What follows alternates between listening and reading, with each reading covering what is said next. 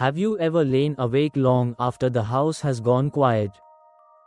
Eyes closed, body tired, yet the mind continues its restless walking.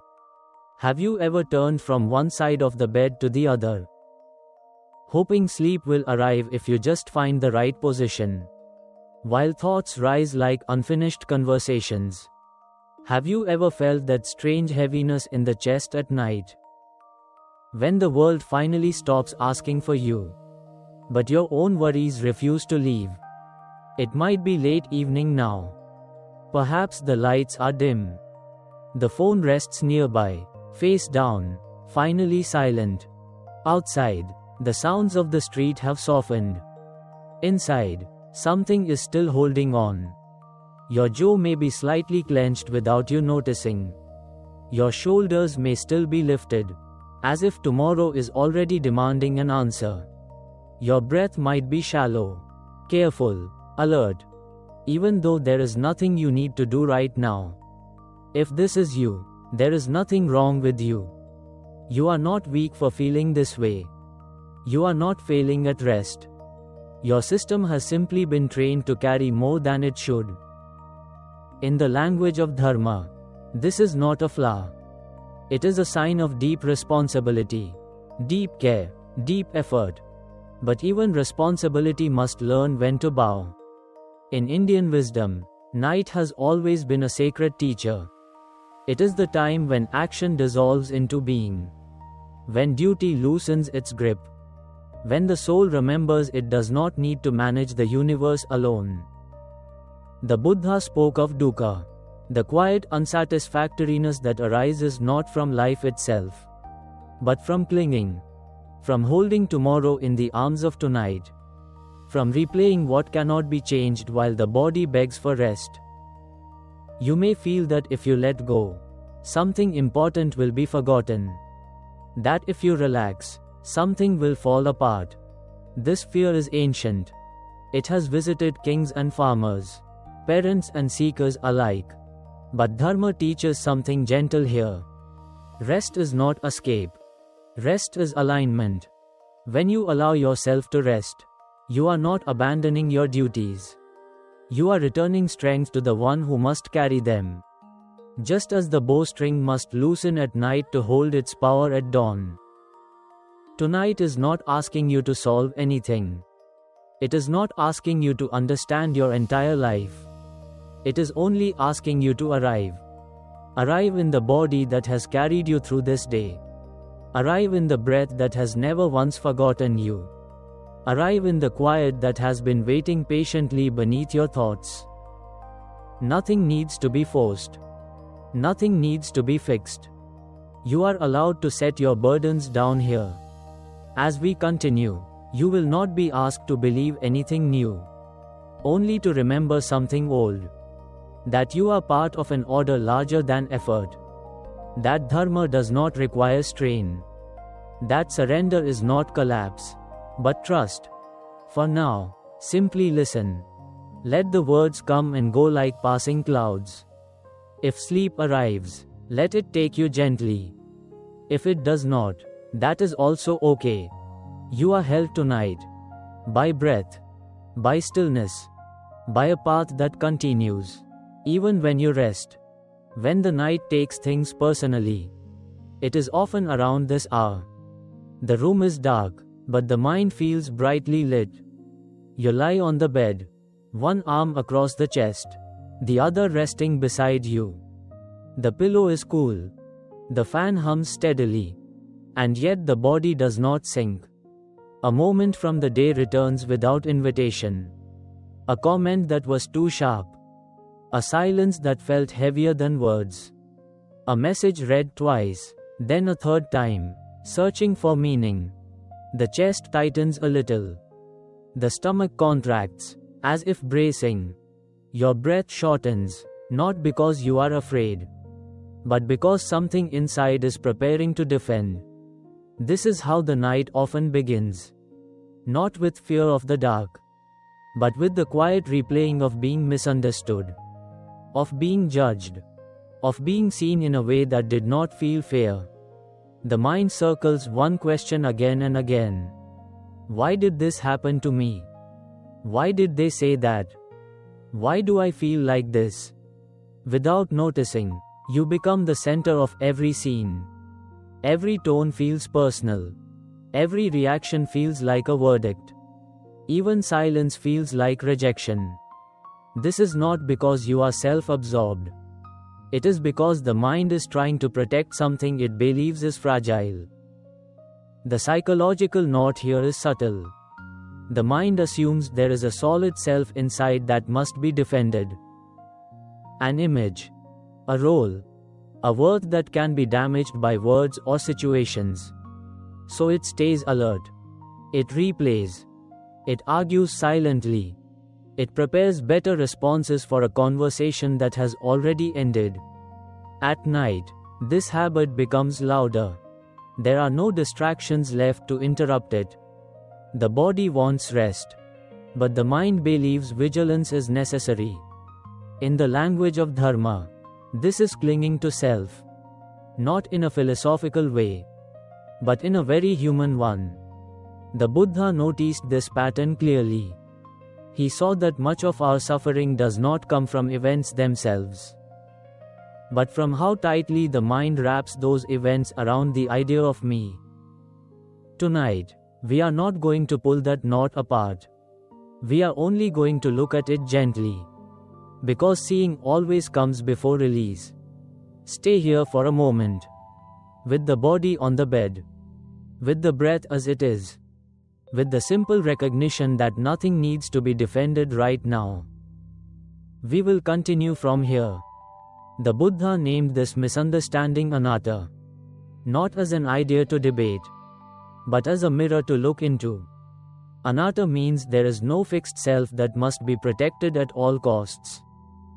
No solid core that can be injured by a sentence, or diminished by a look, or confirmed by approval.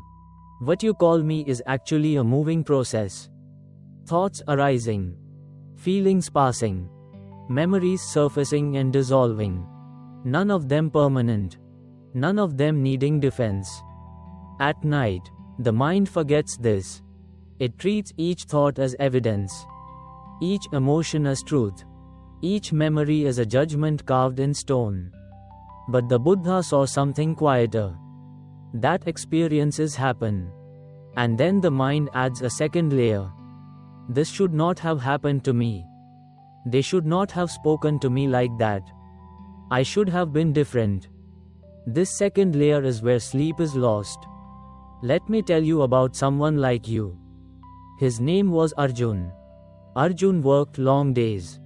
He carried responsibility with care, almost reverence. But at night, his mind turned against him. One remark from a colleague would echo for hours.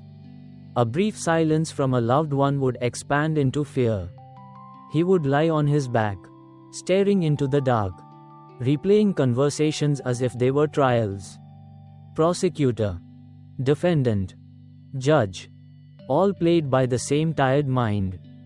One night, exhausted, he sat on the edge of his bed. Not to meditate, not to fix himself, just to breathe because he could not sleep anyway. That was the night he noticed something simple. Each thought came with the word I. I was disrespected. I failed. I was not enough. And between those thoughts, there were small gaps, bare moments where nothing was wrong. This is where we pause together now. If you are able, allow your body to soften a little. If you are lying down, let the mattress receive your weight. If you are seated, let the spine be upright but not rigid. Place one hand on the chest or the belly. Wherever feels natural. Breathe in gently through the nose for a slow count of 4. 1, 2, 3, 4. Pause softly for one beat.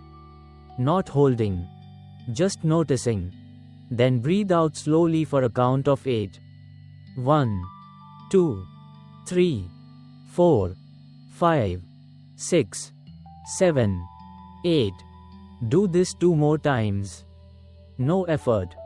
No correction. Now, As thoughts arise, do not follow them. Simply notice the word I when it appears. Ask yourself quietly, is this thought happening to me? Or is it happening within awareness? There is no need to answer. Let the question rest like a leaf on water. We will stay here a little longer. When softness feels unsafe, it often begins before sleep fully arrives. The body is finally horizontal, but the heart remains upright. Perhaps you are lying on your side now. One knee slightly bent. A thin sheet pulled up, not for warmth, but for comfort. The room is quiet enough to hear your own breathing. Inhale, exhale, and yet something inside stays guarded. You may notice a subtle firmness in the chest. Not pain, more like a quiet shield. This shield was not created tonight. It has been shaped over years. By moments when kindness was misunderstood. By times when softness invited hurt. By experiences where opening the heart felt costly. So now, even in rest, the body remembers. The mind whispers caution. Do not open too much. Do not feel too deeply. Do not let your guard down. This is the night version of protection. During the day, it shows up as composure, as strength, as competence. At night, it shows up as tension, as an inability to fully exhale, as the sense that if you soften, something bad might enter. This is the psychological knot of this teaching. The belief that to be kind, to be gentle, to be open, is to be unprotected. Many people confuse loving kindness with surrendering boundaries, with allowing harm, with accepting what should not be accepted. So the heart learns to tighten instead. It is not bitterness. It is self-preservation learned too early. In Indian homes, children are often taught to endure, to adjust, to be strong for the family, to not trouble others with their feelings. This creates capable adults, but often tired ones.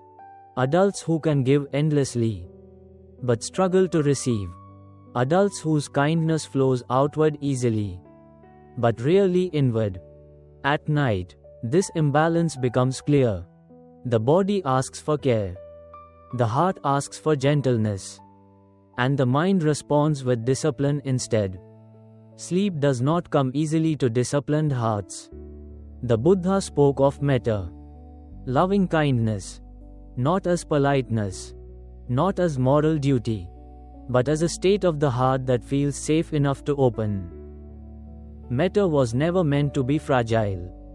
It was meant to be strong without hardness. This is important to understand slowly. Loving kindness does not mean you accept everything. It means you stop fighting yourself. It does not mean you move closer to those who harm you. It means you stop harming yourself in their name. Tonight, this teaching is not about others yet. It is about the tone you use inside when no one is listening. Notice how you speak to yourself when rest does not come quickly. Notice the impatience, the silent criticism, the demand to sleep properly. This is not metta. This is control wearing the mask of care. The heart senses the difference. When care feels conditional, the body does not relax.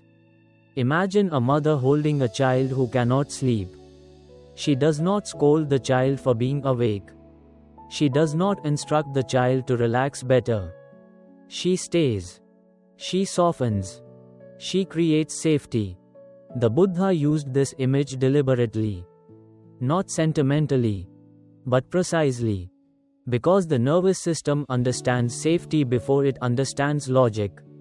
Tonight, the invitation is subtle. Not to be more loving, but to be less harsh. To let go of the inner tone that believes tenderness equals weakness. We will not force the heart open. We will only remove what keeps it closed. Let this understanding settle first. like warm air entering a cool room. We will continue from here. There is a story often told quietly in monasteries. Not as instruction, but as recognition. There was a woman named Mira. She was known for her warmth. People felt better after speaking with her. She listened fully. She gave generously. She rarely said no. But Mira did not sleep well. At night, when the house settled, her chest would ache with a dull tiredness. Not sadness exactly. More like depletion. She would replay the day. Who needed her? Who she had helped?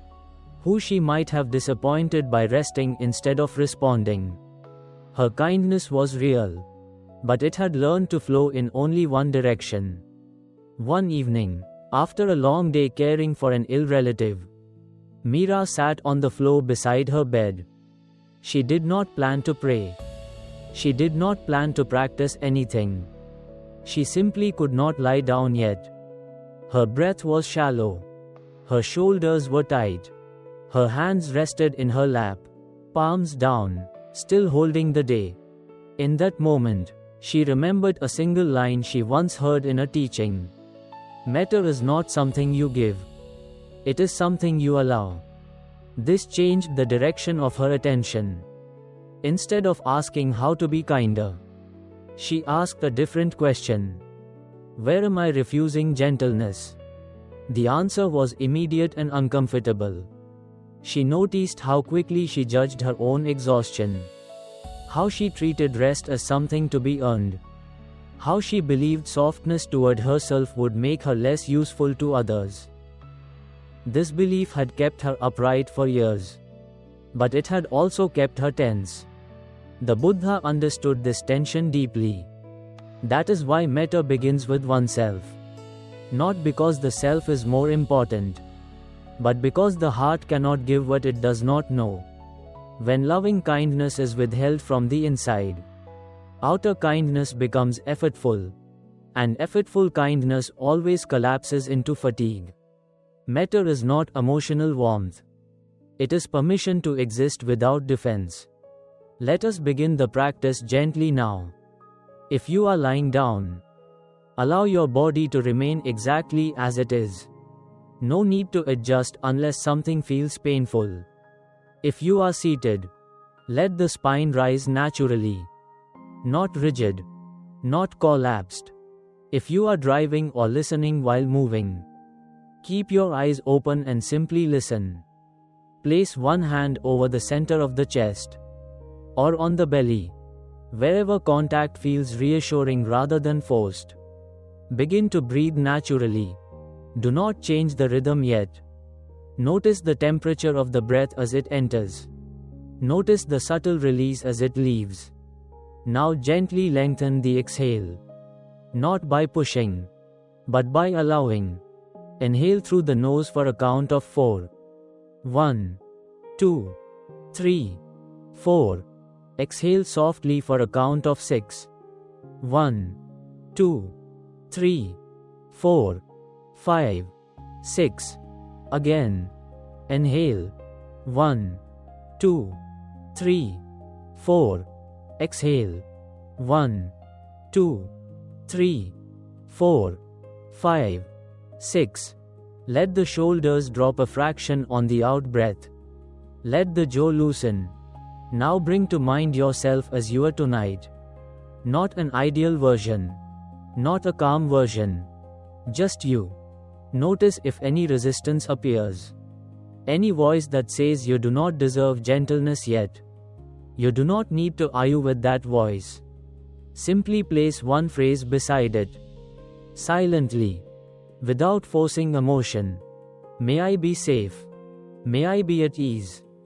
Let the words land wherever they land. If they feel hollow, that is okay. If they feel tender, that is okay. Stay with the breath for one more cycle. Now ask yourself quietly, what would it feel like to soften without surrendering myself? Do not answer. Just notice the space the question creates. We will remain here and continue. returning to the place that never left you. There is a moment late at night when effort finally grows tired. Not the body. The effort inside the mind. You may notice it just before sleep, or just after waking briefly in the dark. The breath changes then. It is no longer trying to help you think. It is no longer preparing you to respond. It simply moves. In and out. Quiet. Unconcerned. Many people miss this moment. They are still busy asking the mind to do one more thing. Solve. Understand. Let go properly. But this moment is important, because it reveals something simple and profound. Even when everything else is restless, the breath has already come home. Picture yourself now. It might be past midnight. The world outside your room is paused. Lights are off in nearby windows. The road has fewer sounds. You are lying still, or half still. The body heavy but the mind alert. Notice the rhythm of the breath as it is, not as you think it should be.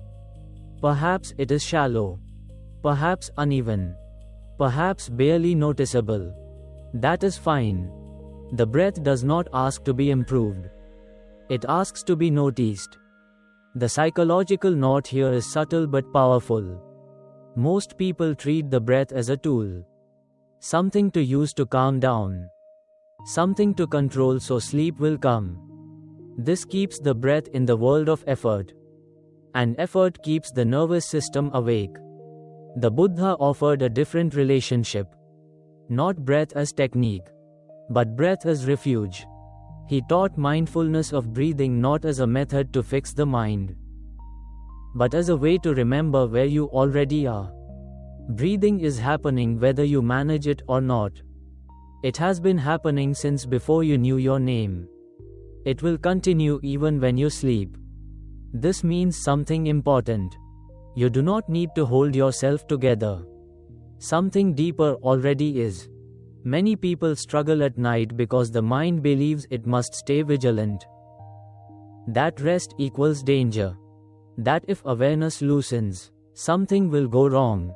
This belief often formed early, in times when being alert meant being safe.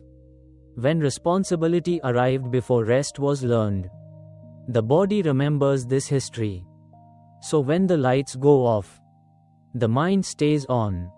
Breath awareness is not about turning the mind off. It is about giving it something safe enough to rest with. Let me tell you about someone named Ravi. Ravi was successful by every outer measure. Dependable, thoughtful, always prepared. He was also exhausted. Sleep had become shallow and fragmented. He would wake at 3 or 4 in the morning. Mind immediately filled with planning and worry. He tried many techniques. Counting breaths, visualizations, strict routines. Nothing lasted. One evening, sitting alone after another restless night, Ravi noticed something he had overlooked. When he tried to control his breath, his chest tightened, his jaw clenched. When he simply noticed his breath, even briefly, his body softened on its own. This surprised him. He realized he had been approaching rest the same way he approached work. With discipline, with goals. But sleep does not respond to command. It responds to safety. The Buddha described mindfulness of breathing as returning home. Not because the breath is special, but because it is always present. Home is not somewhere you arrive. It is somewhere you stop leaving. At night, the mind wanders far. Into tomorrow. Into old conversations. Into imagined outcomes. Each journey takes energy. The breath does not travel. It stays. This is why it can hold you. Let us practice together now. Not as an exercise, as a remembering. If you are lying down, allow your body to be heavy. Let the mattress do the holding. If you are seated, let the spine be upright but easy. No effort to be correct. If you are listening while doing something else, keep your eyes open and simply listen. There is nothing to perform. Bring attention gently to where the breath is most obvious. The nostrils, the chest, the belly. Choose one place. Not because it is best, but because it is here. Do not change the breath yet. Simply notice. Notice the inhale arriving. Notice the exhale leaving. That is enough. If the mind wanders, that is not failure. That is what minds do. Each time you notice wandering, you have already returned. Now, allow the inhale to be natural. No need to deepen it. On the exhale, let it lengthen just slightly, as if you are sighing without sound. Inhale through the nose for a slow count of 4. 1, 2, 3, 4. Exhale gently for a count of 8. 1, 2, 3, 4, 5, 6, 7, 8. Again. Inhale. 1, 2, 3, 4. Exhale. 1, 2, 3, 4, 5, 6, 7, 8. Notice what happens on the long exhale. The shoulders may drop. The belly may soften. The heart rate may slow. This is not you relaxing yourself. This is the body remembering how. Now, let go of counting. Return to simply feeling. Each inhale is a beginning. Each exhale is a release. You do not need to follow thoughts to the end.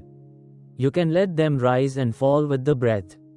If a thought feels loud, name it softly as thinking.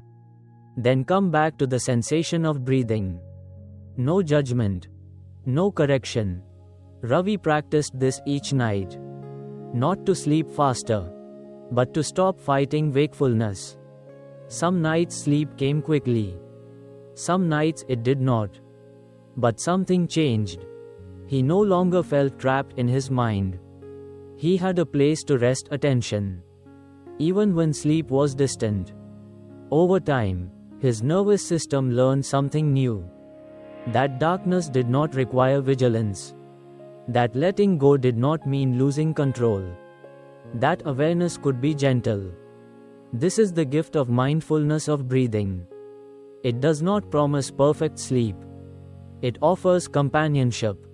You are not alone with your thoughts. The breath is with you. Ask yourself quietly now, what would it be like to let the breath breathe me tonight? Do not answer. Just notice what softens when the question appears. If sleep comes, let it come. If it does not, rest here anyway. The breath does not abandon you when you wake. It stays. In the next teaching, we will explore how words and silence shape rest. How pausing before reacting changes the body at night. For now, stay with the breath. This simple movement. This quiet return. Stay with the breath as it is now. Do not try to hold it. Do not try to deepen it. Just notice how it keeps returning on its own. This is something many people overlook.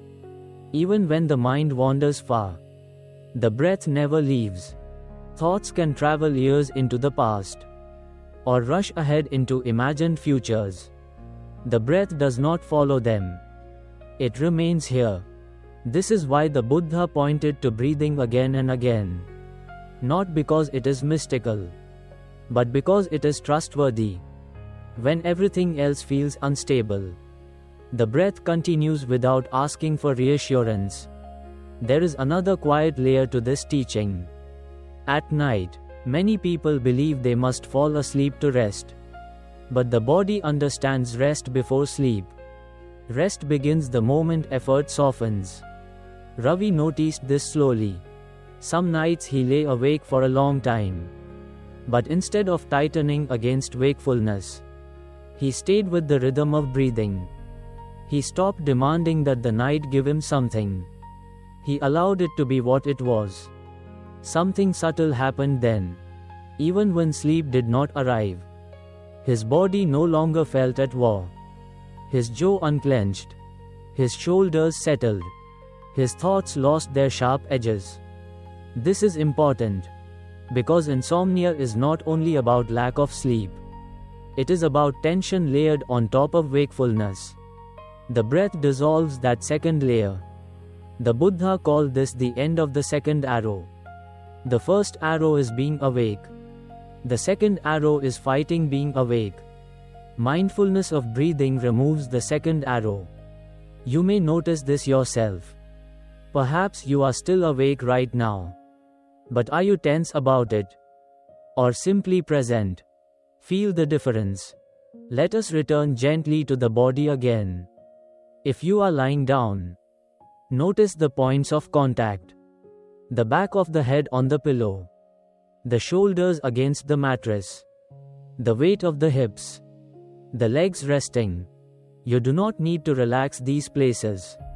Just notice them being held. Now notice the breath moving through this held body. Inhale arrives. Exhale releases. Nothing else is required.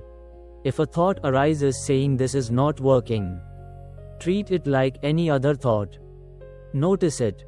Label it softly as thinking. Return to sensation.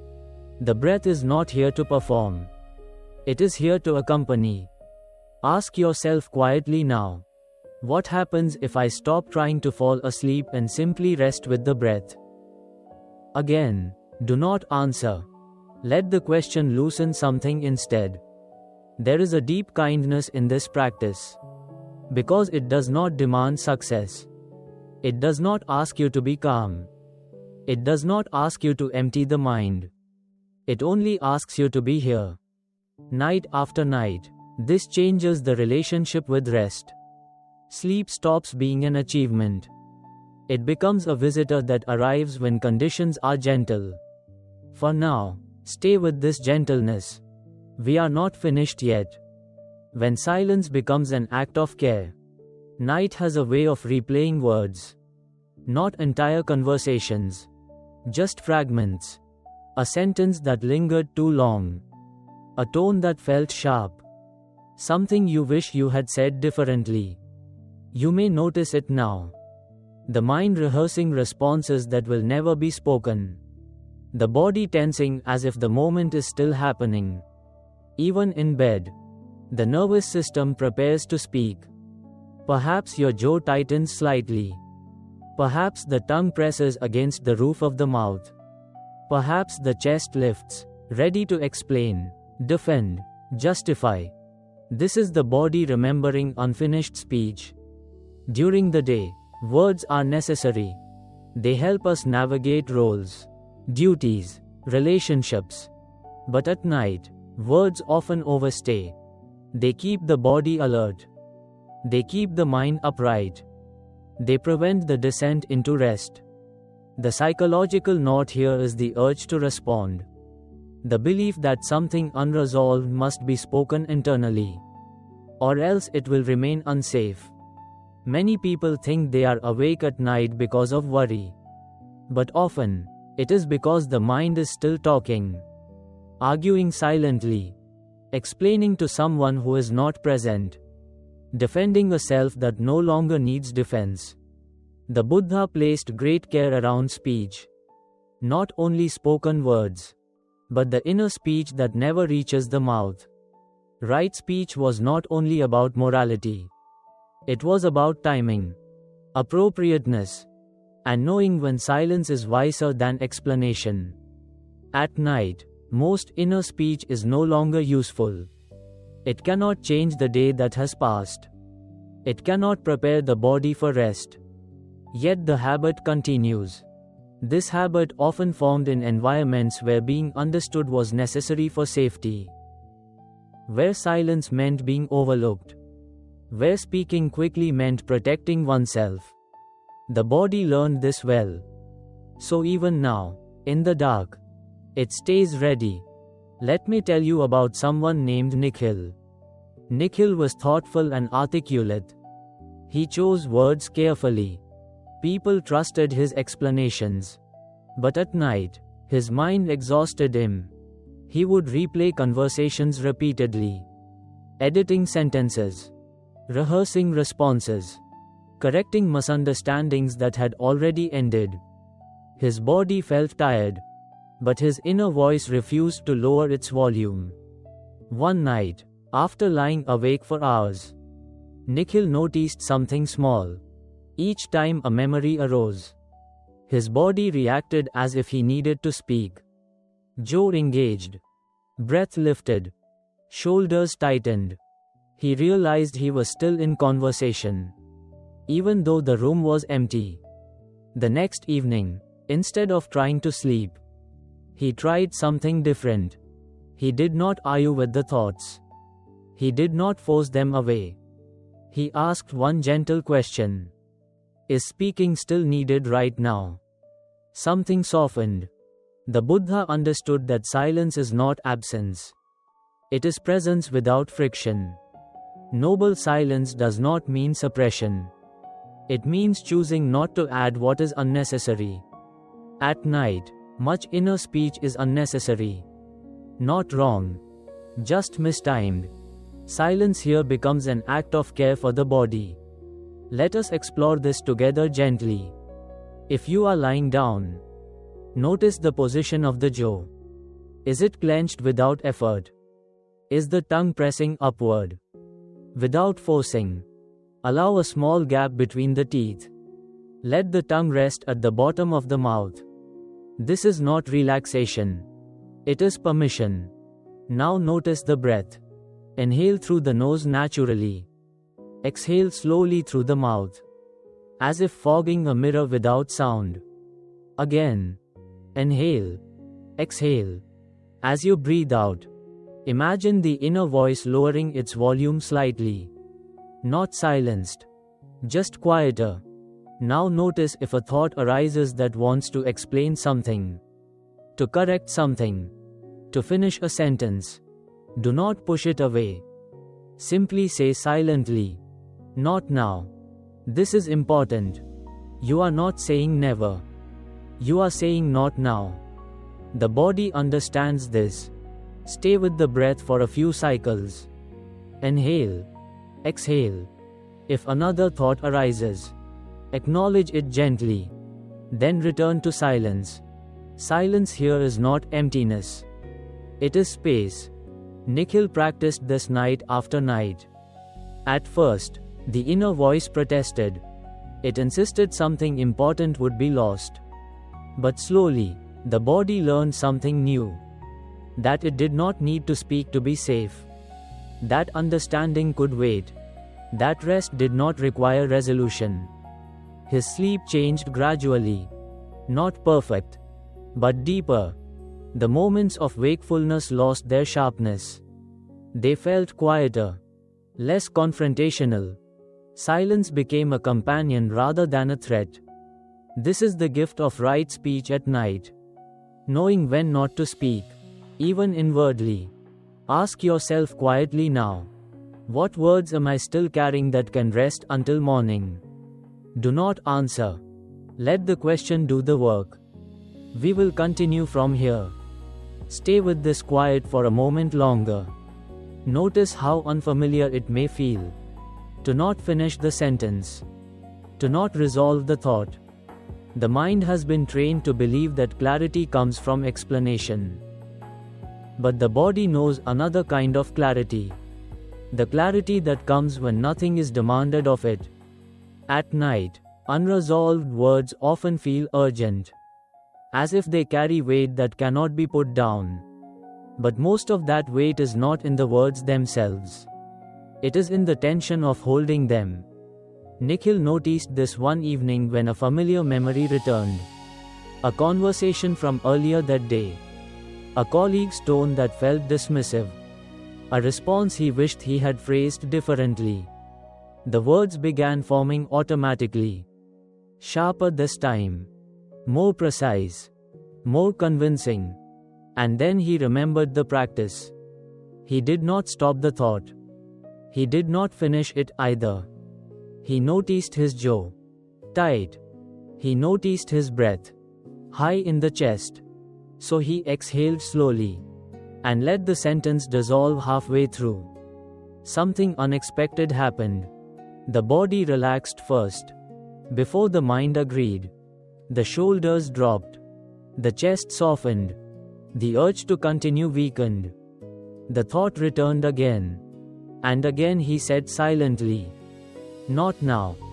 Each time, the pause grew a little longer. This is how silence is learned. Not as discipline, but as relief. The Buddha did not teach silence as withdrawal from the world. He taught it as discernment. To know when words heal, and when they inflame. At night, inner words often inflame. They reactivate the nervous system. They recreate the posture of defense. They keep the body upright when it longs to lie down completely. This is why right speech includes knowing when to stop speaking. Even inside. Let us return to the body again. Notice the space behind the eyes. Often tight when the mind is active. Without effort. Allow that space to widen slightly. Notice the throat.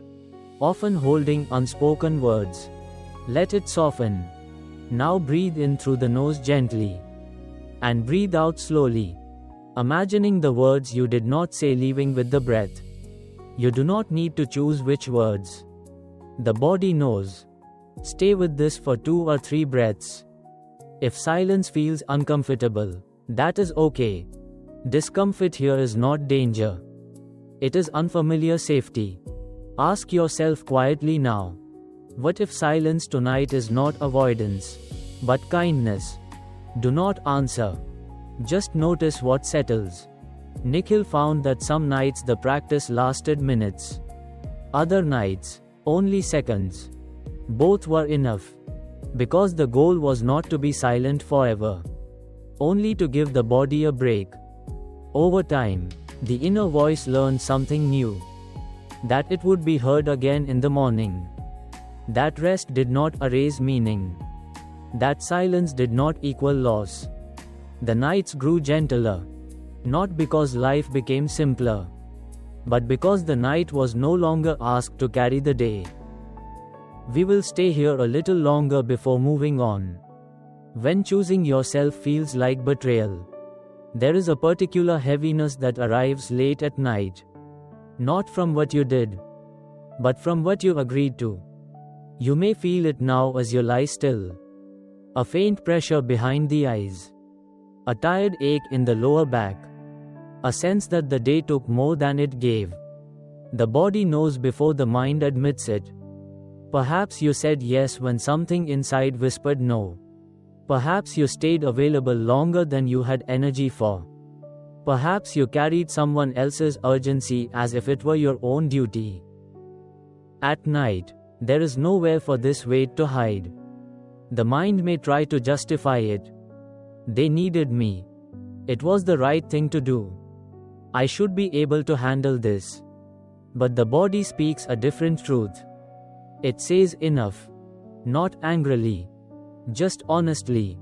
The psychological knot here is quiet but deep. The belief that self-respect is selfish. That choosing rest is neglect. That saying no threatens love. Many people were taught early that worth comes from usefulness.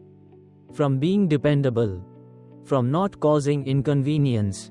This creates responsible adults. And exhausted nights. The Buddha spoke of right action not as rigid rules, but as alignment. Action that does not harm others. And does not harm yourself. This second part is often forgotten. Harm does not always look dramatic. Sometimes it looks like chronic overgiving. Like ignoring fatigue. Like treating your own limits as obstacles to overcome. At night, the cost becomes visible. Sleep struggles when the body feels repeatedly overridden. It stays alert, not out of anxiety, but out of self-protection. Let me tell you about someone named Kavita. Kavita was generous by nature. She took pride in being reliable. Friends called her strong, Family leaned on her. But each night, sleep came slowly. She would lie awake replaying requests she had accepted, tasks she still needed to finish, worries about letting people down. Her mind was busy. Her body was tired. And something inside felt quietly resentful. One night, after another long day, Kavita noticed a thought that surprised her. I do not want to do this anymore. Immediately, guilt followed. She judged herself for thinking it. She told herself she was being unkind, ungrateful, weak. But the body did not argue. It simply felt relieved to be heard. The Buddha understood this moment well. That is why right action includes wisdom. Wisdom knows that depletion is not virtue, that sacrifice without awareness turns into suffering, that compassion without boundaries collapses inward. Right action asks a simple question. Is this choice aligned with care? Not just care for others. Care for the whole. Tonight, we are not changing your life. We are only listening to the signals that were ignored. If you are lying down, notice the weight of your body again. Notice if any area feels heavy in a way that suggests burden. Not rest. The shoulders, the chest, the lower back. These places often carry unspoken obligations. Place one hand over a place that feels tired. Not to fix it, just to acknowledge it. Now bring attention to the breath. Inhale gently through the nose for a count of 4. 1, 2, 3, 4. Exhale slowly through the nose or mouth for a count of 6. 1, 2, 3, 4, 5, 6. Again. Inhale. 1, 2, 3, 4. Exhale. 1, 2, 3, 4, 5, 6. As you breathe out, imagine releasing one obligation that does not belong to tonight. You do not need to name it. The body knows. Now ask yourself quietly, what would self-respect look like in this moment? Not tomorrow. Not in a conversation. Right now. Do not answer with words. Notice instead if the breath deepens, if the body softens. Kavita began listening to this question at night. Not to make decisions immediately, but to stop betraying her own signals. Some days, she still said yes, but with awareness. Some days, she said no, gently, without explanation. Her sleep changed slowly, not because life demanded less, but because her body felt included in the choices. Right action at night is often invisible. It is choosing to stop planning, choosing to let the day end, choosing not to carry what can wait. This is not withdrawal. It is restoration. Ask yourself one last time. What can I lay down until morning? Let the question rest with you. We will continue from here. Stay with this sense of laying things down. Notice how unfamiliar it may feel. Do not carry everything forward into tomorrow. The mind often resists this pause. It worries that if you stop holding responsibility, something important will fall apart. But the body understands something the mind forgets. Rest is not abandonment. It is maintenance.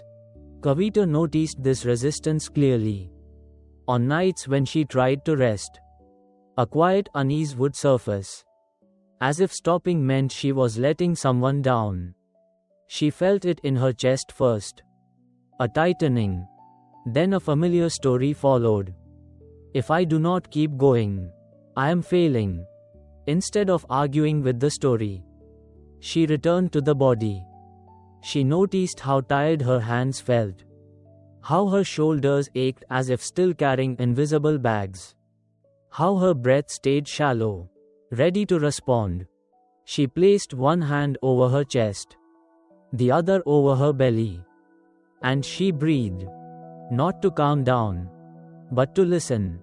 With each exhale, she imagined placing one responsibility beside the bed. Not throwing it away, just setting it down. This was important, because right action is not about rejection. It is about timing. Some things belong to tomorrow. Some belong to daylight. Very few belong to the hours of rest. The Buddha often spoke of the middle way. Not indulgence. Not denial. Balance.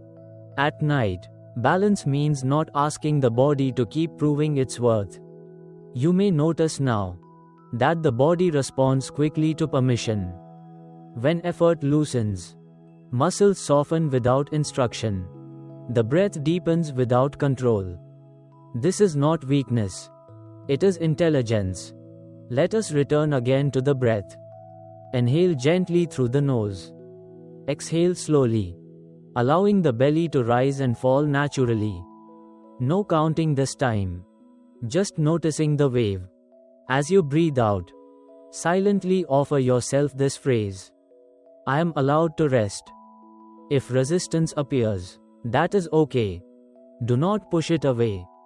Simply place the phrase beside it. I am allowed to rest. Notice what shifts. Perhaps nothing dramatic. Perhaps just a slight easing. That is enough.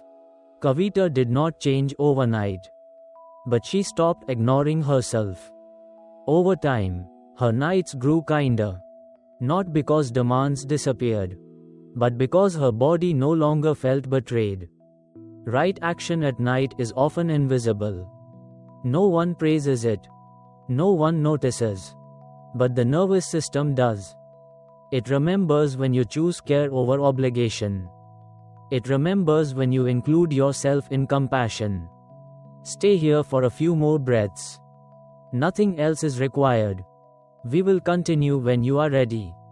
When the storm does not need you to move. There is a kind of night that feels unsettled. Even when nothing is wrong. You may be experiencing it now. The body is tired. The room is quiet. And yet there is a sense of waiting. As if something might still happen. Not fear exactly. More like readiness. You notice it in the muscles first. A slight tension behind the knees. A readiness in the shoulders. The breath hovering just above full rest. This is the body staying alert. In a moment that does not require it. Equanimity begins here. Not as calm. Not as indifference. But as steadiness when nothing needs to be fixed. The psychological note of this teaching is subtle. The belief that peace only comes when conditions improve. When emotions settle. When thoughts stop. So the body waits. It stays slightly tense. Prepared to respond to whatever might arise. This habit is not personal. It is ancient. Many people learned early that safety depended on awareness. That being relaxed meant being careless. That vigilance was wisdom. At night, this belief becomes exhausting. Even when the day is over, the body remains in a state of readiness. Equanimity is the teaching that gently untangles this. The Buddha described equanimity as a balanced mind. Not unmoved by life, but not thrown by it either. It is the ability to remain present, without leaning forward into worry, or pulling back into resistance.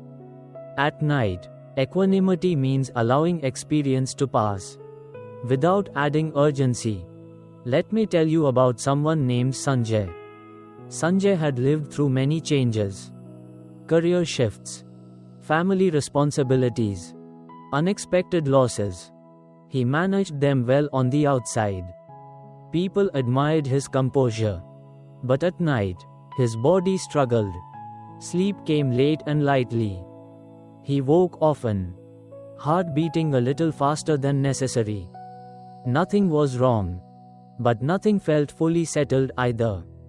One night, after waking again around 3, Sanjay noticed something important. His mind was not racing. There were no dramatic worries. But his body was waiting. Waiting for what? He could not say. He realized he had spent much of his life preparing for impact. Even when nothing was coming. Equanimity begins when preparation is no longer needed. This does not mean ignoring life. It means trusting that you can meet it when it arrives. The body often needs help learning this. So we begin gently. If you are lying down, notice the places where the body is still holding itself up. The neck, the shoulders, the thighs. These areas often stay engaged, even when there is no demand. Without forcing them to relax. Simply notice them. Notice the difference between tension and support. Now bring attention to the breath. Inhale naturally. Exhale slowly. As if the breath is spreading downward. Through the body. Let the exhale travel past the chest. Past the belly. Into the legs. This is not imagination. It is permission. Do this for a few breaths. With each exhale, silently offer this phrase. Nothing needs my response right now. Notice how the body reacts to this. Resistance may appear. A subtle tightening. A thought that says stay alert. Do not argue with it. Equanimity is not force. It is inclusion. Let the resistance be there. And keep breathing. Sanjay practiced this night after night. At first, his body resisted. It felt unsafe to soften. But over time, something shifted. The readiness dissolved into presence. The waiting turned into rest. He noticed that even when he woke at night, he no longer felt on edge. He could lie awake without tension. Without anticipation. This is equanimity in practice. Not controlling experience. Not chasing calm. Allowing things to be exactly as they are. Without bracing. Equanimity does not mean you will not feel emotion. It means emotion does not require immediate action. At night, this is crucial. Because most nighttime feelings do not need solutions. They need space. Let us return to the body once more. Notice the forehead. Often tight with attention. Let it soften slightly. Notice the eyes resting in their sockets. Let them be heavy. Notice the tongue. Let it rest. Now breathe naturally. No counting. Just the simple movement. Ask yourself quietly now. What if I did not need to be ready for anything tonight? Do not answer. Just notice what happens in the body. Perhaps the breath deepens. Perhaps the heart rate slows. Perhaps nothing obvious happens at all. All of this is fine. Equanimity is not measured by sensation. It is measured by the absence of struggle. Sanjay learned that the night did not require vigilance. That life would knock when it needed him. That rest was not negligence. You may be learning this now too. Stay here. Let the night pass without interference. We will continue when it is time. Stay with this steadiness a little longer. Notice how the body responds. When nothing is being asked of it. Often, there is a moment of uncertainty. As if the system is checking whether it is truly allowed to stop. This checking is not a mistake. It is memory. For a long time, equanimity may feel unfamiliar. Because you learn to live without it. Sanjay noticed this too. Some nights, just as his body began to soften, a subtle jolt would move through him. A small tightening. Almost like the body asking, "Are we sure?" Instead of correcting it, he stayed. He let the breath continue. He let the sensation rise and fall. And slowly, the body learned that nothing bad followed. Equanimity is not the absence of sensation. It is the absence of alarm. At night, many sensations appear. that feel urgent simply because they are noticed. A flutter in the chest, a thought passing through, a shift in breathing. The mind labels these as problems. The body responds by preparing. Equanimity gently interrupts this cycle. It teaches the nervous system that sensation does not equal danger, that awareness does not require action. This learning happens slowly, and that is exactly how it needs to happen. Let us return again to the breath. Notice the natural pause at the end of the exhale.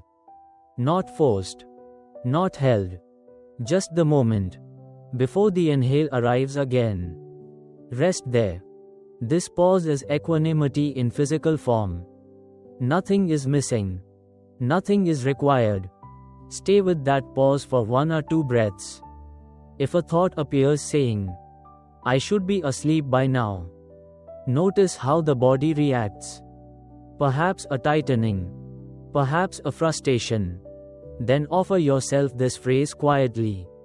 This moment is allowed. Do not push the thought away. Let it pass through the larger space. Sanjay found that this phrase changed everything.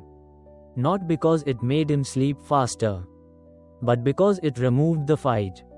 When wakefulness was allowed, it softened. When sensations were allowed, they lost urgency. The night stopped being an enemy. This is equanimity lived, not understood. It is staying present without leaning forward, without pulling away.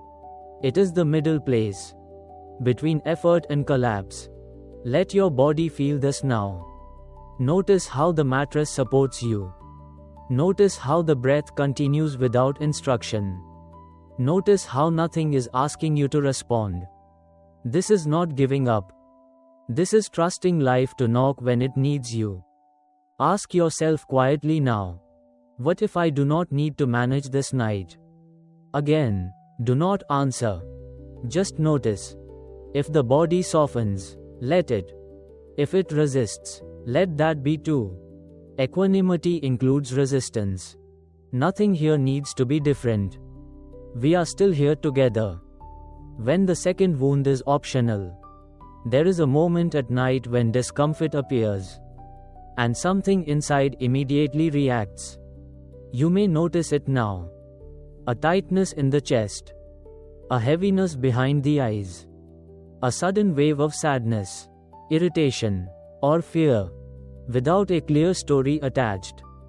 This first sensation is often simple, almost neutral, but the body does not experience it alone. The mind arrives quickly, asking questions, adding meaning, searching for causes. Why am I like this? Why does this always happen at night? What if tomorrow is worse? And suddenly, the body is no longer just uncomfortable. It is wounded again. This is where the night becomes difficult. Not because of the first feeling, but because of what follows it. The psychological note here is very human. The belief that every unpleasant sensation must be explained, fixed, or feared. So the mind adds a second layer. Judgment, resistance, story. The Buddha spoke of this with great clarity. He called it the 2 arrows. The first arrow is unavoidable. Pain, discomfort, loss, fatigue. The second arrow is optional. The suffering we add by fighting what is already here. At night, this second arrow is often sharper. Because the mind is tired, defenses are low. Stories sound more convincing in the dark. You may feel the first arrow as restlessness, or a wave of emotion, or a thought that lands heavily. That alone does not have to disturb rest. But the second arrow says, this should not be happening. I cannot handle this. Something is wrong with me. And the body tightens again. Let me tell you about someone named Asha. Asha was sensitive. Not in a fragile way. In an aware way. She noticed shifts in her body easily. A change in mood. A flicker of anxiety. A sense of heaviness. During the day, she managed well. She stayed busy. She moved forward. At night, everything intensified. A small sensation would appear, and her mind would rush to meet it. What does this mean? Why now? Will this get worse? She lay awake, not because the sensation was unbearable, but because the meaning she gave it was. One night, after hours of tension, Asha remembered a teaching she once heard. Pain is one arrow. Suffering is the second. She did not fully understand it then. But lying in the dark, she decided to look. She noticed a dull ache in her chest. That was the first arrow. Then she noticed the thought, I cannot sleep like this. That was the second. This noticing did not remove the ache, but it changed her relationship to it. Tonight, we begin here, not by removing discomfort, but by separating what is happening from what is being added. If you are lying down, notice any sensation that feels uncomfortable. Do not choose the worst one, just the most obvious. Name it silently. Tightness, heaviness, warmth, movement. This is the first arrow. Now notice what the mind says about it. Not the words themselves, but the tone. Urgent, critical, afraid. This is the second arrow beginning. You do not need to stop it. Just notice the difference. The Buddha did not ask us to remove the first arrow. He asked us to stop shooting the second. We will continue from here. Stay with this distinction gently. Notice how different it feels to simply name a sensation without explaining it. The body experiences the first arrow quietly. It does not protest. It does not demand answers. It is the mind that adds urgency. Asha noticed this clearly as she lay awake. Each time a sensation arose, her mind rushed ahead of it. It built a story. It predicted outcomes. It tightened the body again. But when she stayed with just the sensation, something softened. The ache in her chest remained, but it no longer spread. This is an important difference. The first arrow has a boundary. It is local. It lives in one place. The second arrow spreads. It turns one sensation into a full body problem. At night, this spreading happens quickly, because there are fewer distractions. So the practice here is not removal. It is containment. Let us practice this together now. If you are lying down, return attention to the sensation you noticed earlier. Do not analyze it. Simply feel where it begins and where it ends. Notice its edges. This is important. Sensations often feel infinite when they are actually quite contained. Now notice the breath moving around this sensation. Inhale gently. Exhale slowly. Allow the breath to pass through the body without trying to change the sensation. Now listen for the second arrow. Perhaps a thought appears. This will keep me awake. I cannot rest like this. Something is wrong. When you notice the thought, name it softly. Thinking. That is all. No argument. No correction. Just recognition. Each time you do this, the second arrow loses strength. Asha practiced this repeatedly. At first, the thoughts came back quickly. Again and again. But something else happened. She stopped believing every one of them. The ache remained, but the panic did not. The discomfort stayed, but the suffering softened. This is not suppression. It is clarity. The Buddha taught that pain is inevitable, but suffering is optional. At night, this truth becomes practical. You may feel tired. You may feel restless. You may feel emotional. These are first arrows. The second arrow says, I should not feel this. I must fix this now. Tonight, we practice setting that arrow down. Let us return again to the breath. Inhale through the nose gently. Exhale through the mouth or nose slowly. With each exhale, imagine the second arrow dropping to the floor. You are not throwing it away. You are simply not holding it. If another thought arises, acknowledge it kindly. Then return to sensation. Ask yourself quietly now, can I allow the first arrow without adding another? Do not answer with words. Just notice what happens in the body. Perhaps the shoulders drop. Perhaps the breath deepens. Perhaps nothing changes. All responses are valid. Asha discovered something unexpected over time. When she stopped adding the second arrow, the first arrow often softened on its own. Not always, but often. Because the body relaxes when it is no longer being judged. This is compassion in action.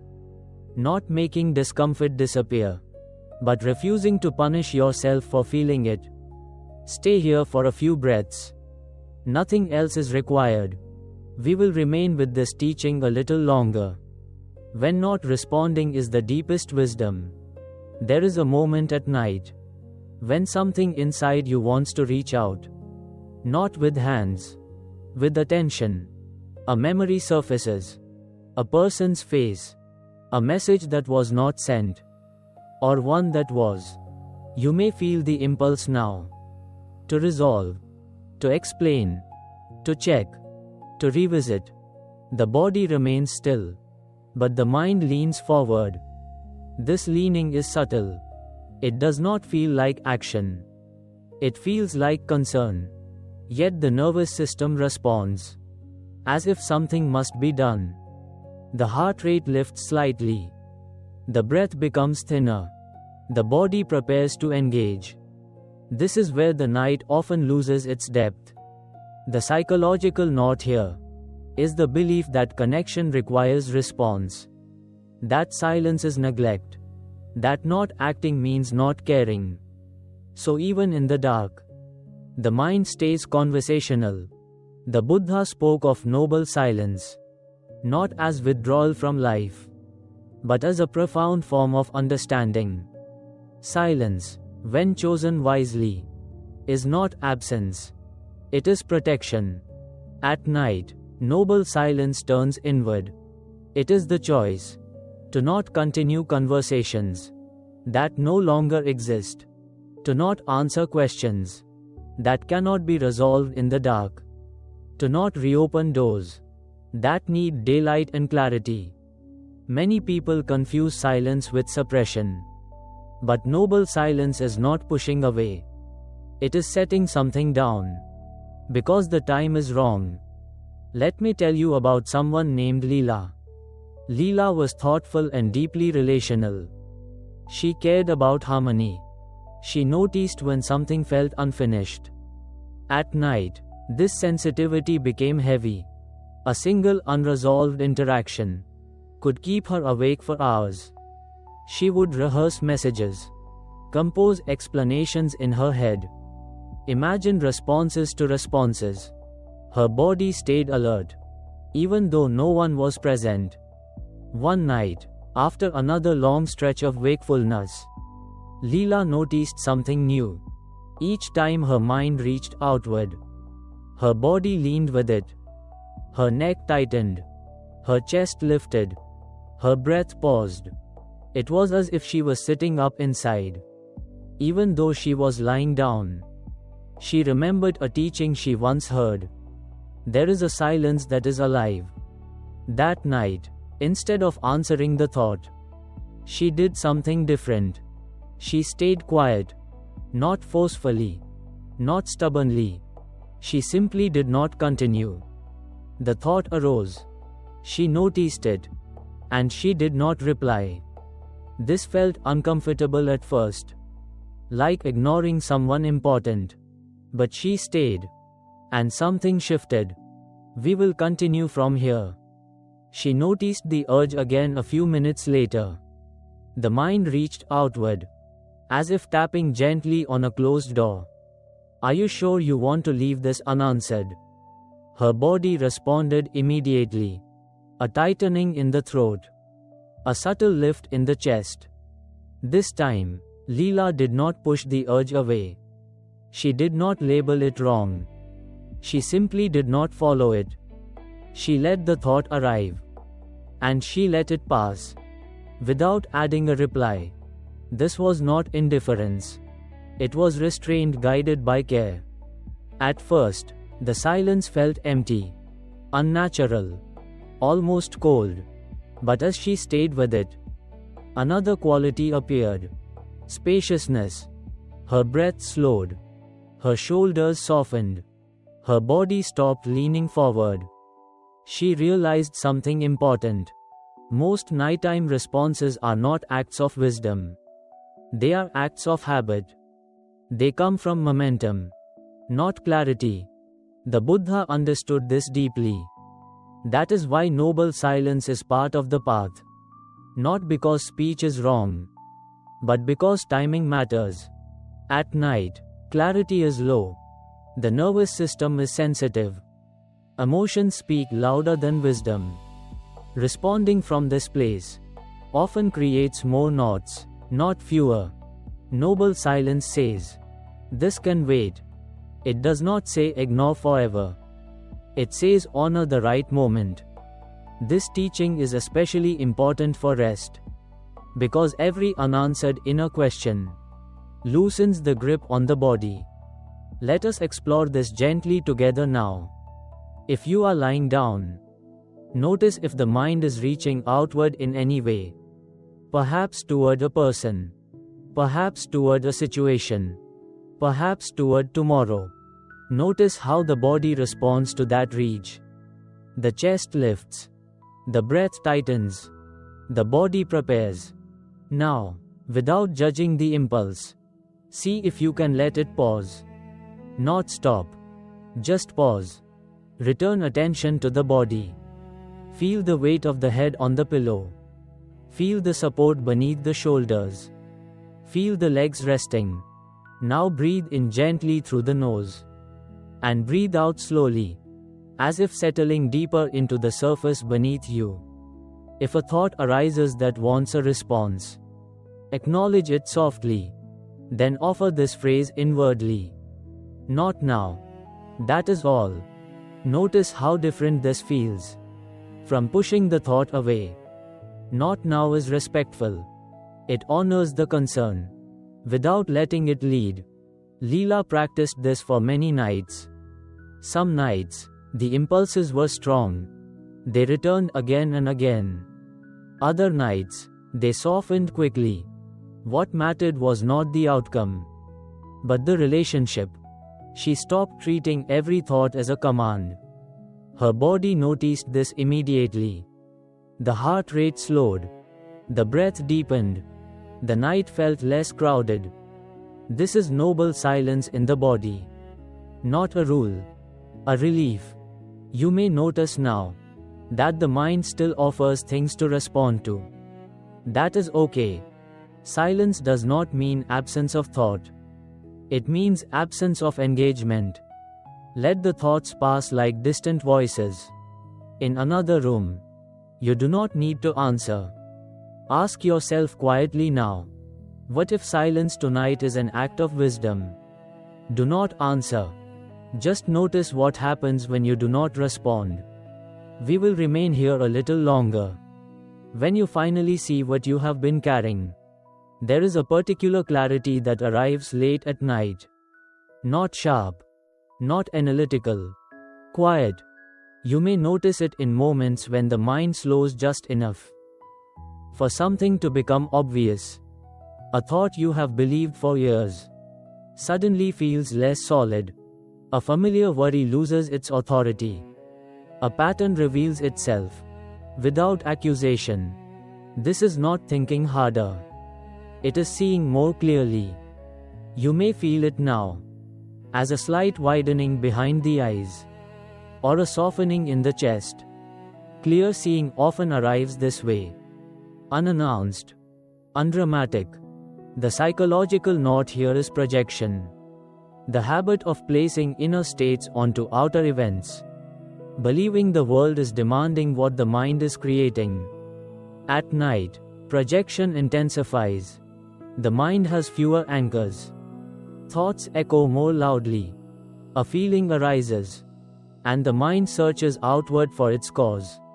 Something must be wrong. Someone must be disappointed.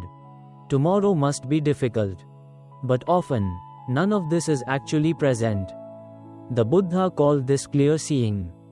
Seeing things as they are. Not as fear or habit paints them. Clear seeing does not argue with thought. It steps back far enough to see thought as activity. Let me tell you about someone named Rohit. Rohit was thoughtful and introspective. He believed deeply in responsibility. He wanted to live rightly.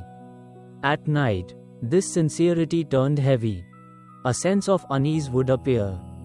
And immediately his mind would search. What have I missed? What am I avoiding? What needs my attention? Often, there was no clear answer. But the feeling remained. He would lie awake, convinced something was wrong with his life. One night, after many similar evenings, Rohit noticed something subtle. The unease did not change. No matter what explanation he gave it. He blamed work, then relationships, then the future.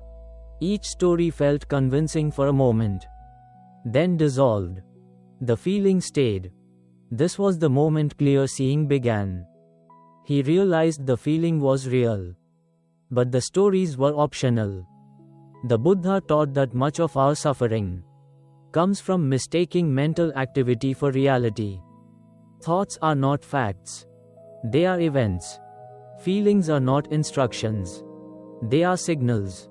Clear seeing begins when you stop assuming every inner movement requires an outer explanation. Let us explore this together now. If you are lying down, notice the general tone of your experience. Not a specific thought. Not a sensation. Just the overall feeling. Restless. Heavy. Neutral. Soft. Name it silently. Now notice what the mind wants to do with it. Does it want to explain it? Fix it? Blame something? This movement is projection beginning. Instead of following it, see if you can pause. Let the feeling be present, without giving it a story.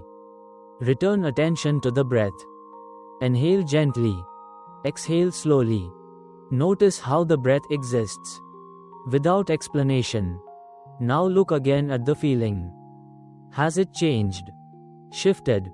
Stayed the same? Any of these are fine.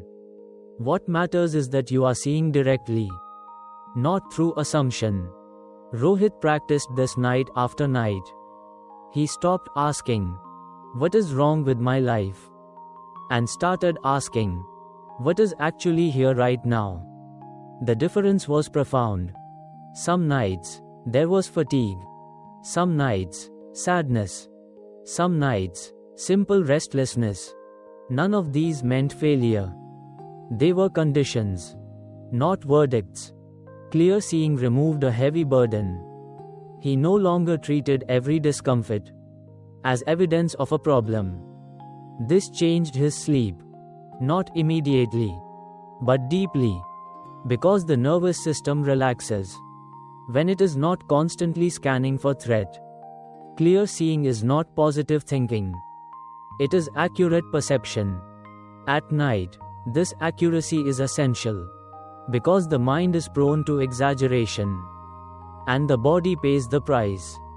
Let us practice again. Notice a thought that feels convincing. Perhaps about tomorrow. Perhaps about yourself. Instead of engaging it, ask quietly, "Is this a fact or a thought?" Do not answer with analysis. Just feel the difference in the body when you ask the question. Often, something loosens. The thought may still be there, but its grip weakens. This is clear seeing. Not removing thought, removing belief. The Buddha did not ask us to eliminate the mind. He asked us to see clearly what the mind is doing. At night, this seeing creates space. Space allows rest. Ask yourself gently now, what am I assuming right now that I do not actually know? Do not answer. Let the question open awareness instead. Rohit discovered that many nights felt heavy, simply because he assumed they meant something. When he stopped assuming, the heaviness often softened, and when it did not, it no longer frightened him. This is freedom. Clear seeing does not promise comfort. It promises honesty, and honesty is deeply restful. Stay here with this clarity. Nothing else is required. We will continue when the next teaching is ready. Stay with this honesty a little longer. Notice how different it feels. Do not rush toward meaning. The mind often believes that clarity comes from explanation.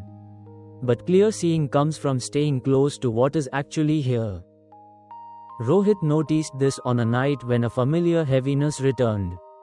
He lay still, waiting for the story to arrive. Work stress, a future decision, something unresolved from the past.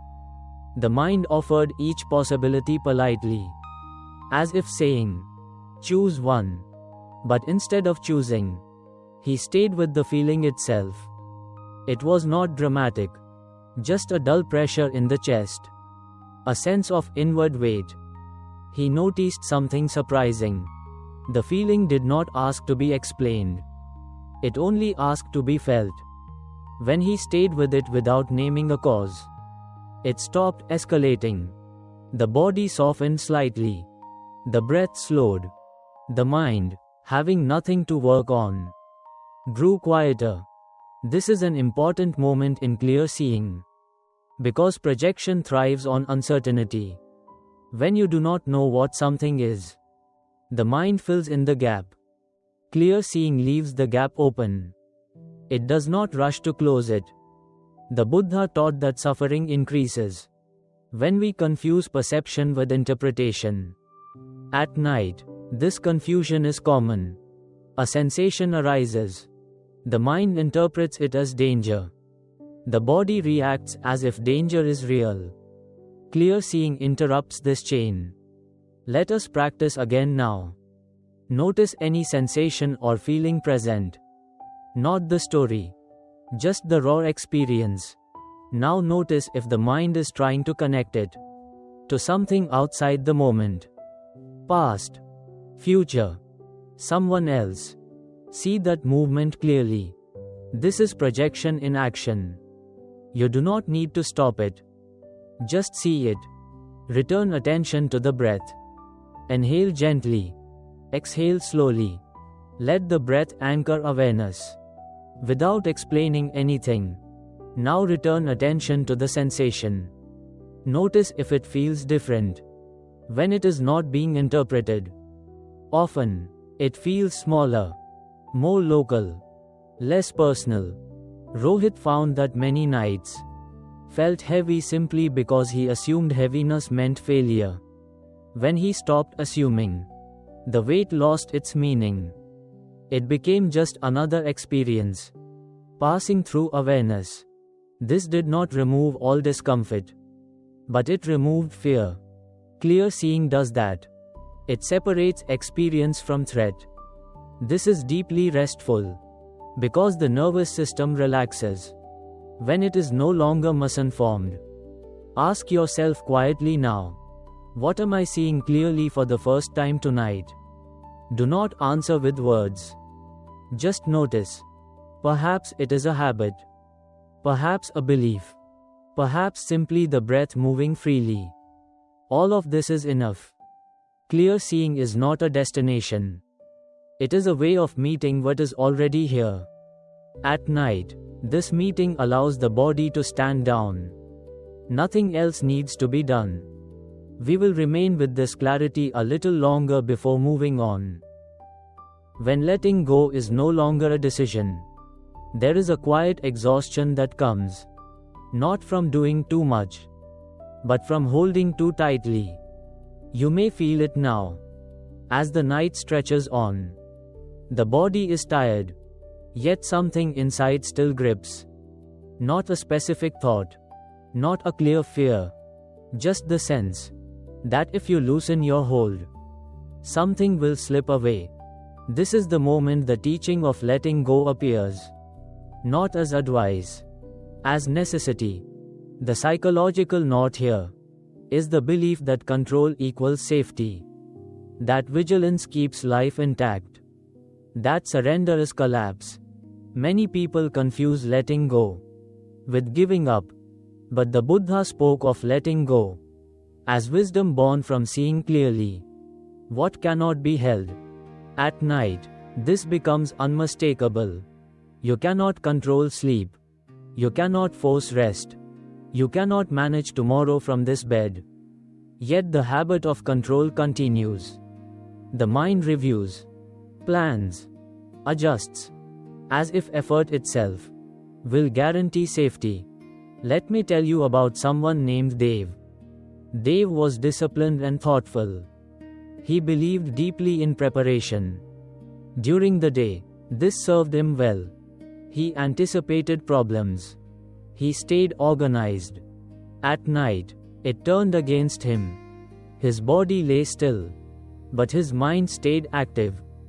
Even when he was not thinking clearly, he was still holding plans, holding responsibility, holding imagined futures. One night, after hours of restless half-sleep, Dev noticed something simple. His body wanted to release, but his mind would not allow it. Each time he softened, a thought arose.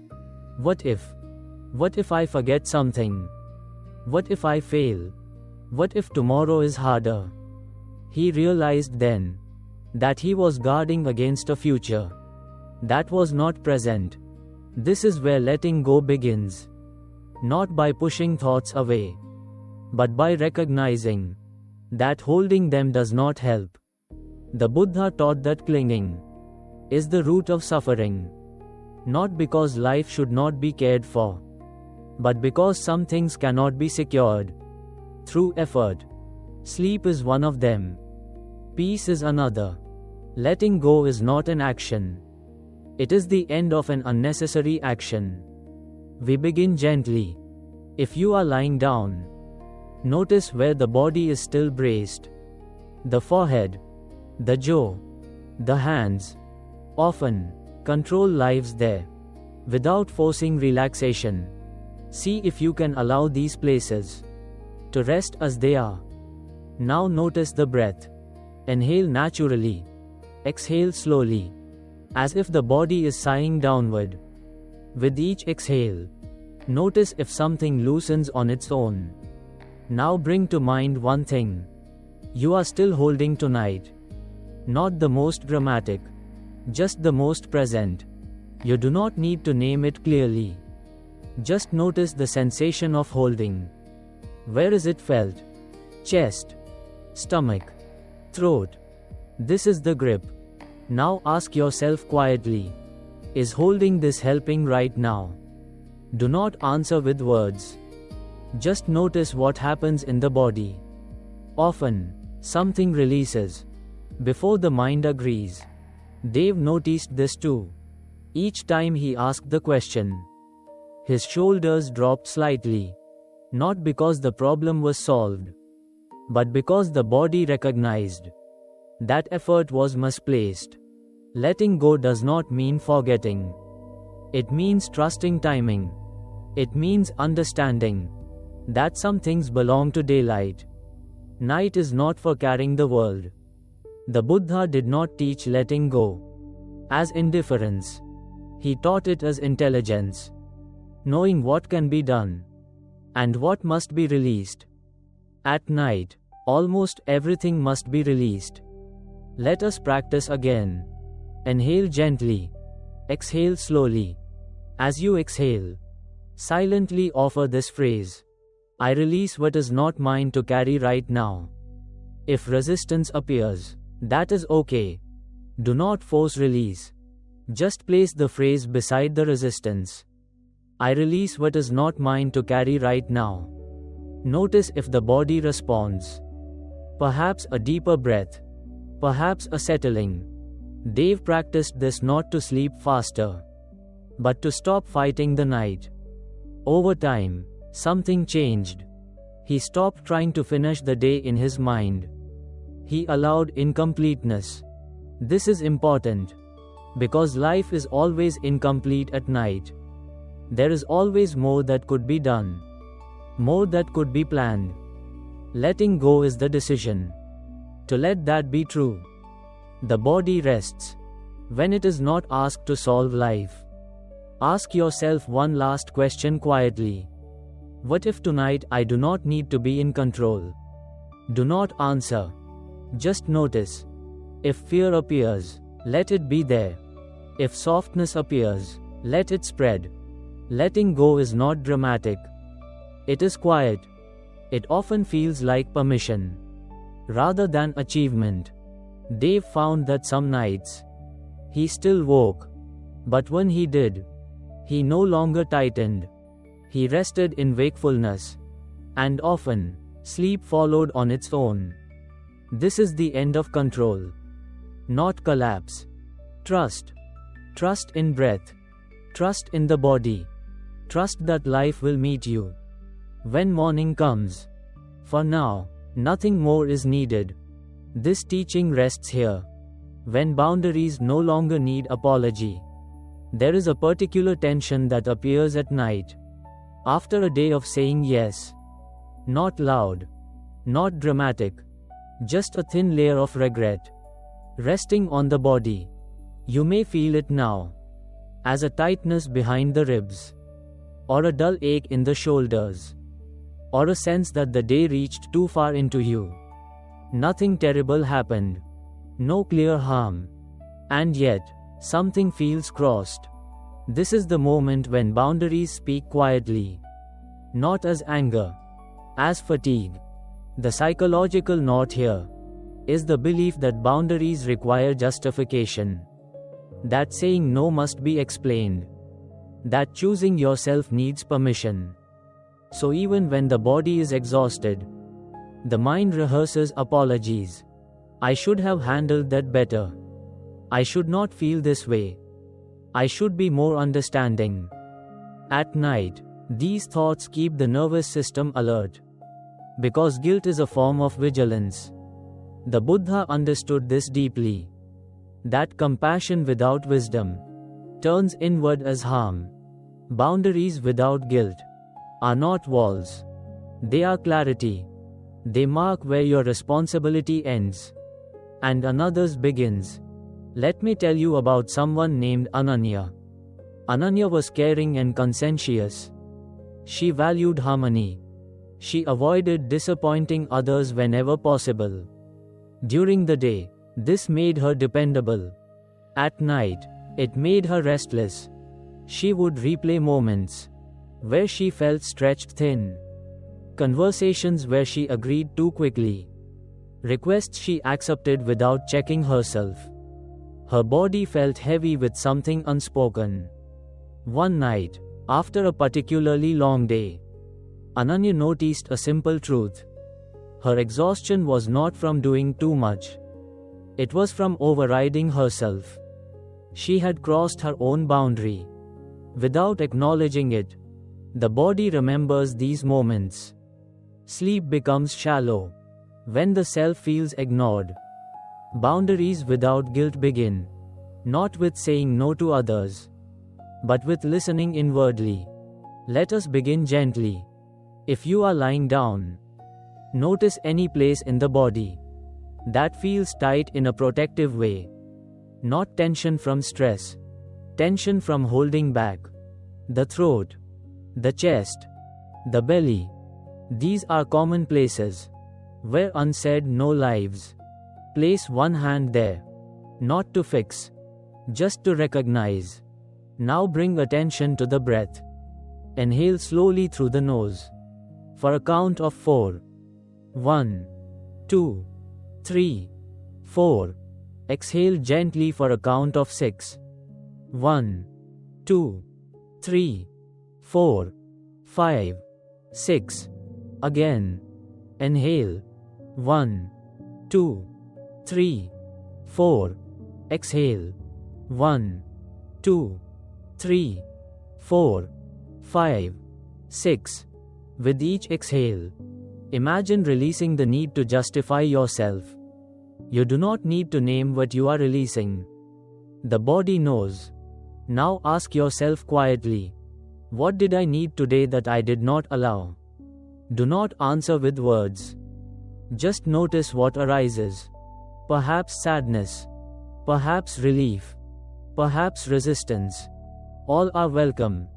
Ananya practiced this noticing each night. She did not immediately change her behavior, but she stopped denying her signals. Over time, something shifted. When she said yes, it was more honest. When she said no, it was simpler. No long explanations. No rehearsed guilt. Just clarity. Her sleep deepened, because her body trusted her again. This is the power of boundaries without guilt. They restore internal trust. At night, this trust is essential, because rest requires safety. And safety begins when you know you will not abandon yourself. Let us return once more to the breath. Inhale gently. Exhale slowly. Silently offer this phrase. It is safe for me to honor my limits. If the phrase feels unfamiliar, that is okay. Do not force belief. Just place the words gently in awareness. Notice if the body responds. Perhaps the chest softens. Perhaps the jaw loosens. Perhaps nothing changes yet. All of this is part of learning. Boundaries without guilt are not learned in conversation first. They are learned in the body. Tonight, you have listened. That is enough. This is the final teaching we will open. After this, we will allow everything to settle. Stay with this sense of inner listening a little longer. Notice how different it feels to acknowledge a limit without defending it.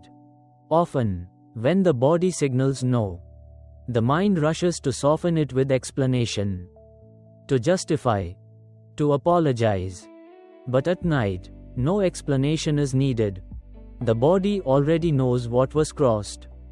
Ananya noticed this as she rested. Each time she remembered a moment where she had gone beyond herself, a familiar tightening returned. Not anger, not resentment, just a quiet message. This was too much. Instead of correcting the feeling, she stayed with it. She placed her hand on her chest and breathed. She did not argue with herself. She did not promise to do better tomorrow. She simply acknowledged that a boundary had been crossed. Something softened immediately. This is important, because boundaries without guilt begin with recognition, not correction. The Buddha taught that suffering continues when we ignore what is true. But when we see clearly, even without changing anything yet, something releases. At night, this release matters, because the nervous system relaxes when it knows its signals are received. Let us return gently to the body again. Notice the shoulders. Often they carry the weight of responsibility taken too far. Without forcing them down, see if they can rest a little more fully. Notice the breath. Inhale naturally. Exhale slowly. As you breathe out, imagine the word no settling into the body. Not spoken, not aimed at anyone, just present as a boundary. Notice how the body responds to that word. For many, no feels harsh at first. Sharp, uncomfortable. Stay with it. Boundaries feel uncomfortable when you are not used to honoring them. Ananya noticed this too. At first, acknowledging her limits brought a wave of guilt. She felt selfish, unkind, unreasonable. But when she stayed with the sensation beneath the guilt, she found something else. Relief. Not dramatic relief. Just enough to breathe more deeply. This relief is the body recognizing safety. Over time, her nights changed. She no longer lay awake, replaying apologies that were never spoken. She slept more deeply, because her body trusted that she would listen next time. This trust is essential. Sleep is not only about exhaustion. It is about safety. And safety grows when you know you will not abandon yourself to keep peace with others. Boundaries without guilt. Do not push people away. They bring you back. Let us rest here for a few more breaths. Inhale gently. Exhale slowly. Silently offer yourself this phrase. I can care for others without crossing myself. If resistance arises, let it be there. You are not forcing change tonight. You are planting understanding. That is enough. We will allow everything to settle now. Tonight, you have not learned anything new. You have remembered. You have remembered how the body speaks before the mind explains. How breath returns even when attention wanders. How rest begins not with control, but with permission. You have moved gently through many teachings, not as ideas to collect, but as experiences the body could recognize. You saw how taking things personally tightens the night. How kindness must include yourself. How the breath waits patiently for you to come home. How silence can be wiser than words. How choosing yourself is not betrayal. How steadiness does not require effort. How suffering grows when we add a second wound. How not responding can be the deepest care. How clear seeing removes unnecessary fear. How letting go happens when holding no longer helps. And how boundaries restore inner trust. None of this asked you to become someone else. It only asked you to stop leaving yourself behind. If sleep has already come, let it carry you gently. If you are still awake, that is not a problem. Rest is already happening. In the softening of the jaw, in the slowing of the breath, in the absence of struggle. Tomorrow will come on its own. You do not need to prepare for it now. Dharma does not demand vigilance. It invites alignment. So tonight, allow yourself to rest inside that alignment. One slow breath. Nothing to fix. Nothing to prove. You are allowed to stop here. And when morning arrives, the path will still be beneath your feet.